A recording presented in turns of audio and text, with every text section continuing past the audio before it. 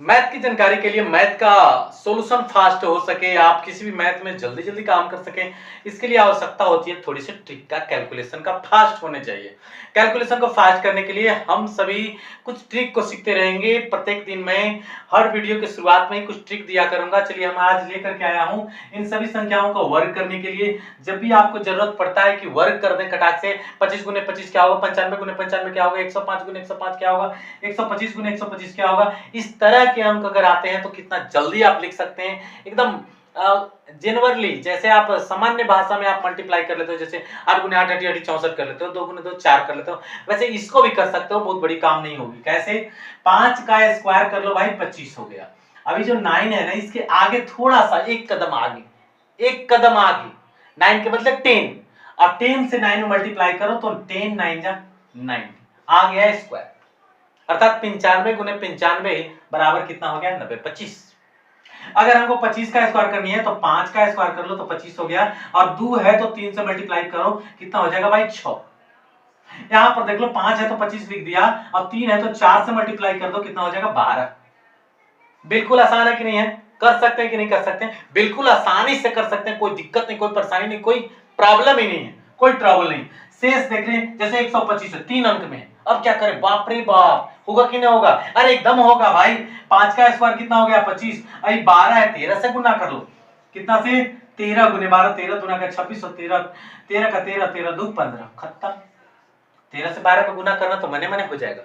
आसान है ना? बिल्कुल आसान है भाई। तो आज हम सभी के लिए लेकर के आया हूं 2018 का क्वेश्चन बैंक से।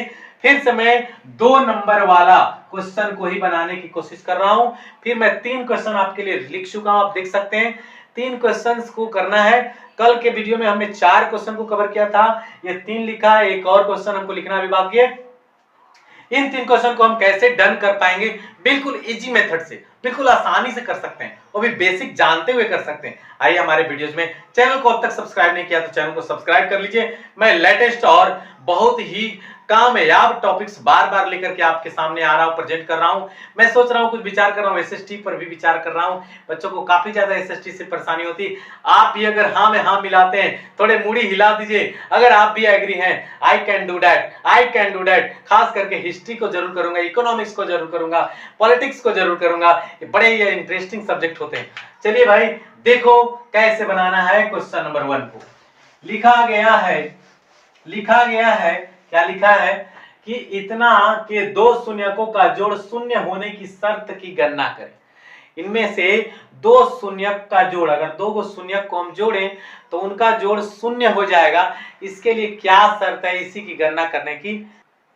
तो जैसा कि हम देख सकते हैं, यहां पर हमें त्रिघात बहुपद दिया गया है। इसमें अल्फा क्या है, बीटा क्या है, गामा क्या है, मूलों का जोड़, मूलों का गुणनफल। जैसे अगर हम alpha plus beta plus gamma करें तो इसके लिए सूत्र क्या होता है, माइनस बी बटा ए। अगर हम दोनों दो को शून्यकों का गुणनफल करके चले तो अल्फा गुने beta, alpha beta, beta gamma, और गामा से अल्फा इसमें करेंगे तो क्या हो जाएगा, गामा अल्फा, है ना, गामा अल्फा बराबर क्या, तो माइनस बी बटा में, सॉरी सी बटा में ए होता है इसमें डायरेक्टली। और अल्फा गुने बीटा गुने गामा अगर करें तो उसमें होता है माइनस डी बटा में ए होता है। अब बात रहा कि ए क्या है, बी क्या है, सी क्या है, डी क्या है ना। त्रिघात बहुपद में क्या होता है बॉस, कि जो एक्स क्यूब का गुणनफल होता है, गुणक, वो होता है ए, और एक्स स्क्वायर का जो गुणक होता है बी, जो एक्स का गुणक होता है उसको सी, और जो पूरा ही बचता है लास्ट में उसको कहते हैं डी। क्लियर है, फाइनल? कोई दिक्कत, कोई परेशानी, कोई हैरानी कुछ भी नहीं है। यहाँ पर प्लस नहीं है, बस माइनस है, ठीक है। अब चलिए हम आगे बढ़ते हैं। अब हमें इसमें रखनी है तो बी है, तो बी कितना है हमारे पास, माइनस पी। तो यहाँ पर क्या रख दो भाई, माइनस यहाँ पर पहले से और माइनस पी।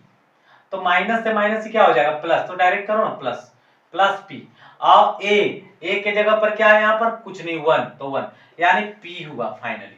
और सी बटा ए करना चाहे तो यहाँ पर सी क्या है, क्यू है, क्यू को सी कहेंगे, क्यू को सी कहोगे आराम से। तो ये सी है तो क्या कहोगे, क्यू, और बटा ए के जगह पर तो 1 है, 1 लिख दो, अर्थात क्यू। फाइनल क्या आ रहा है, क्यू। अब अल्फा बीटा गामा में अब तीनों का गुणनफल जब होगा मूलों का, ये भी क्वेश्चन आता है, अगर अलग अलग पूछे तो ऐसा भी, ये भी काम आएगा एग्जामिनेशन व्यू से, ये भी काफी ज्यादा इंपॉर्टेंट हो गया। अब तीनों का गुणनफल में डी बटा ए होता है, तो डी क्या है हमारे लिए माइनस आर, और माइनस यहाँ ऑलरेडी पहले, तो माइनस माइनस क्या हो गया प्लस आर, आर बटा में A1 अर्थात आर हुआ। अब हमसे कहा जा रहा है कि दो शून्यांकों का जोड़ शून्य होना, दो शून्य का अर्थात मतलब मान लीजिए कि अल्फा प्लस बीटा शून्य है, अगर मानना कि मान लिया कि अल्फा प्लस बीटा जो है शून्य है, तो अगर अल्फा प्लस बीटा शून्य है तो यहां से फिर से चलिए, तो क्या हो जाएगा, तो alpha plus beta plus gamma बराबर हमें क्या पता है पी।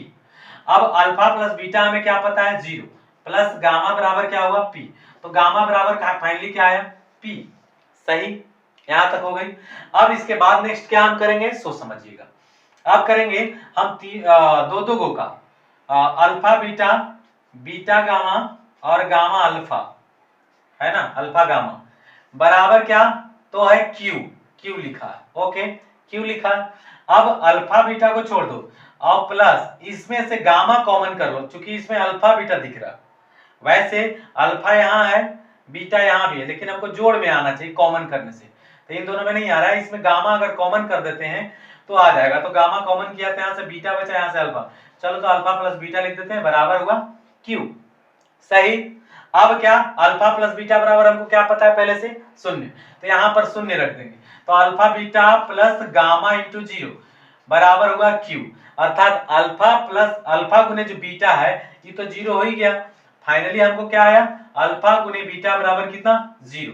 हमसे यही पूछा भी जा रहा है कि मूलों का गुणक जो अल्फा गुने बीटा है, देखो बहुपद में गुणांकों के बीच करें, तो जहां जोड़ का था, जोड़ में शून्य था कि दो मूल का जोड़ शून्य है, वहां उसका गुणक क्या होगा, तो उसका गुणक क्या आ रहा है, वहां उसका गुणक क्या आ रहा है फाइनली गामा गुने अल्फा गुने बीटा, अल्फा गुने बीटा प्लस वाई गुने 0 तो 0, सॉरी 0, अब बराबर क्या लिखा है यहाँ क्यू लिखा है, अर्थात अल्फा गुने बीटा बराबर फाइनली क्या आ गया क्यू।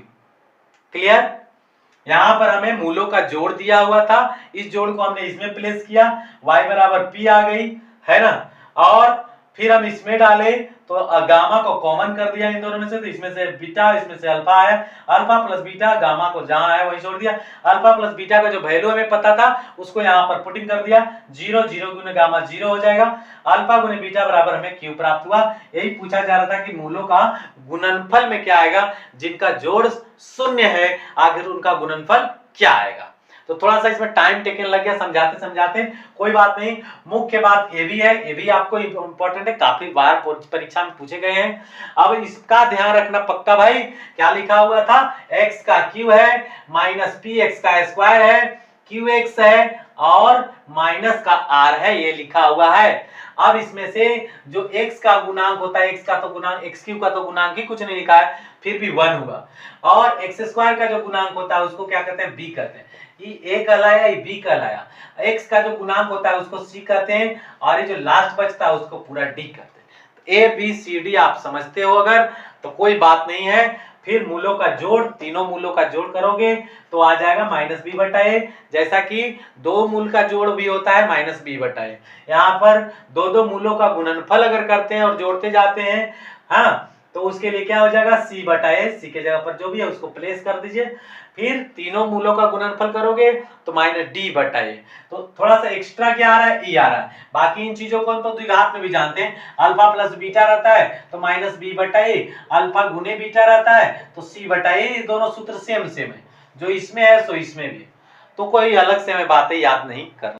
क्वेश्चन नंबर 2 पर अगर हम बात करें 7, पहला नंबर क्वेश्चन तो 6 बताया, इसके बाद 7 नंबर क्वेश्चन को हम बताने जा रहे हैं। जैसा कि दिख रहा है कि किसी त्रिभुज के 3 कोण x, y और 40 डिग्री का, एक है x, चलो त्रिभुज बना लेते हैं, एक x है, फिर एक y है और एक 40 डिग्री का। दो कोण x तथा y के बीच का अंतर 30 है। x और y के बीच में अंतर कितना है, x और y के बीच में अंतर कितना है, और 30 डिग्री का, जैसा कि यहां दिख रहा है 30 डिग्री का। ये द्विघात समीकरण का मॉडल है। आपको क्वेश्चन बैंक में क्या क्या दे देगा डायरेक्टली कोई पता नहीं चलता है ना, डायरेक्ट दे देता है, और उस समय बच्चा तिल मिला जाता है, गड़बड़ा जाता है, अकबका जाता है ना। लेकिन कोई बात नहीं है, इन दोनों कोणों के अंतर कितना है 30। 3 कोण हमें दिया हुआ है, एक x है, y है और एक 40 है। कहता है एक्स वाई का मान ज्ञात करो।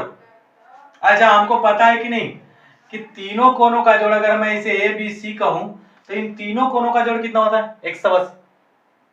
180 होता है तो x प्लस वाई प्लस 40 अगर लिखे तो बराबर 180 लिखना पड़ जाएगा। अब x प्लस वाई बराबर अगर लिखे तो 40 जाएगा राइट साइड, तो 180 माइनस क्या हो जाएगा? 40 बराबर कितना आया? 140। ये कितना आया? दूसरा नंबर कंडीशन। पहला नंबर कंडीशन में क्या था कि x और y का अंतर, x और y का अंतर, यहाँ x तथा y के बीच का जो अंतर है वो 30 डिग्री का। यहाँ पर ये जो दो कोण लिखा है ये बेकार का है, ये फालतू का लिखा हुआ है, गलती से लिखा गया है एक्स्ट्रा। दो कोण x तथा y के बीच का अंतर 30 डिग्री है।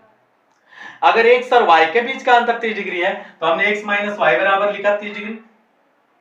फिर हम त्रिभुज के नियम से, जो क्या होता है कि त्रिभुज के तीनों अंतःकोणों का जोड़ 180 डिग्री होता है, उस नियम से अगर हम चलें तो तीनों कोनों का जोड़ 180 होता है, तो x plus y plus 40 degree बराबर 180। अब x प्लस वाई 40 को राइट किया, घटा दिया 140। अब पहला और दूसरा से हम क्या करेंगे? विलोपन विधि लगाएंगे, फर्स्ट एंड सेकेंड। क्या करेंगे? एक x माइनस वाई बराबर 30 है और एक x प्लस वाई बराबर 140 है। अब देखो y से y चला जाएगा, यहाँ हो गया 2x बराबर 170 डिग्री। 2 से काटोगे तो 8 दूनी 16, 5 दूनी 10, x बराबर कितना होगा? 85 डिग्री। x बराबर अगर 85 है तो y बराबर कितना है? तो y बराबर निकालते हैं, तो लिखते क्या है? अब x का मान कहां? फर्स्ट में रखने पर, फर्स्ट में रख दीजिए। तो फर्स्ट क्या है हमारा? x minus y, x minus y बराबर 30 डिग्री लिखा हुआ है। अब x का वैल्यू कितना है? 85, तो 85 माइनस वाई बराबर कितना हुआ? 30, तो y बराबर कितना हुआ? 30 माइनस 85। अब माइनस वाई बराबर कितना हुआ? माइनस का 65, नहीं 55 सही, माइनस से माइनस गया, y बराबर कितना? 55। तो x का मान 85 और y का मान कितना आया? 55। x का मान 85, y का मान 55। महा इजी, महा आसान कह सकते हैं इस क्वेश्चन को, परेशानी कुछ है ही नहीं, क्योंकि पहला नियम है त्रिभुज के तीनों अंतःकोणों का जोड़ 180 डिग्री होता है, और दूसरा में लिखा था कि दो कोण x तथा y के बीच का अंतर 30 डिग्री है, उससे हमने निकाल लिया आसानी से। कितना आसान हो सकता है। आप मेरे साथ बने रहिए, चैनल को सब्सक्राइब करिए, अपने दोस्तों तक शेयर करिए, पहुंचाइए, खुद भी देखिए, लोगों को दिखाइए। मैट्रिक की परीक्षा बहुत अच्छे अंक से पास हो जाइए। जो कुछ भी परेशानी है आपको हम तक बताइए, मैं उसे आपको शेयर करके दूंगा, आपको बताऊंगा कैसे करना है। लास्ट क्वेश्चन हमारे पास है, कहता है ग्राह्य पद ज्ञात करो। इसे तो तुम्ही को ज्ञात करना पड़ेगा। कितना आसान है भाई। अगर हम देखें तो इसमें ही क्या है? ए है, अंतर कितने का है? 2-2 का। देखो 2-2 बढ़, अगर चाहे तो उंगली पर गिन सकते हैं, अगर नहीं बनाने आ रहा है तो उंगली पर गिन सकते हैं। हालांकि आपको आता है, हमको पता है, लेकिन हो सकता है कभी कभी गड़बड़ा जाते हैं, भूला जाते हैं, क्योंकि आपको हमारे जितना प्रैक्टिस तो है नहीं। मैं इतने वर्षों से पढ़ा रहा हूं, तो ना हम बता दे रहे हैं। अरे आपसे ज्यादा हम तेज थोड़ी हैं। आइए, 2 4 6 8 10, इस तरह से 2-2 बढ़ रहा है। अब आइए 11 को गिन लेना है, 4 को तो है, चारों के बाद गिनो, 8 के बाद 10, 10 के बाद 12, 14, 16, 18, 20, 22, 22, 11वां पद 22 हो जाएगा। चलिए गिन के देख लेते हैं फिर से कैसे होगा से। हाँ, पहले 2 आया, 4 आया, 6 आया, 8 आया, 10 आया, 12, 14, 16, हाँ 16, 18 और 20, 22। गिनिए, 4, 5, 6, 7, 8, 9, 10, 11, 22 आया ना 11वां पद। अच्छा, अगर मान लीजिए कि सूत्र से करना है, नहीं भाई हमको सूत्र से बता दीजिए, तब कैसे? तो सूत्र से भी बना सकते हो भाई, कोई दिक्कत नहीं है, सूत्र से बनाओ चाहे जैसे बनाओ, ठीक है। ऐसे भी ऑब्जेक्टिव क्वेश्चन के सिवाय सब्जेक्टिव आने वाला नहीं है। दिया तो सब्जेक्टिव में, अगर आ गया तो मुड़िया हिट देना, 2 नंबर सीधे मिलेगा। 1 नंबर कैसे लाओगे उसके लिए भी तरीका बता दिया। 2 नंबर कैसे लाओगे? पहले क्या लिख लेना है? a बराबर 2, d बराबर कितना? तो 4 में से 2 घटा दो, आ गया 2। हमको निकालना है t11। a प्लस क्या होता है सूत्र बोलो भाई? n-1 into D. कॉपी निकालो और नोट करो भाई, मेरे साथ बनाओ। अरे मेरे साथ चलोगे तो आराम से पार हो जाओगे, है कि नहीं? अब a कितना है? 2 प्लस n कितना है? 11 -1 इंटू डी, डी कितना है? 2 कितना हो जाएगा? 2 प्लस घट गया 10, 10 दूना 20, 20 और 2 22 आया ना। सेम सेम देखो दोनों 22 एग्जैक्टली सूत्र से भी करा तो वही आया, ऐसे भी किया तो वैसे ही आया। चलिए तो आज हम तीनों क्वेश्चन पर विराम देते हैं। पहला मैं आपको ट्रिक दिया था, ट्रिक आपको कैसा लगा? कल मैं फिर से ट्रिक देने वाला हूं, हर वीडियो के फर्स्ट में ही एक ट्रिक, जिससे कि आपकी कैलकुलेशन को बाउंस बैक मिलेगा, बूस्ट कर देगा, आप एकदम तंदुरुस्त हो जाएंगे, शक्तिशाली हो जाएंगे, मैथ के आप ताकतवर बन जाएंगे। Thanks a lot for watching my video till and again. Thank you.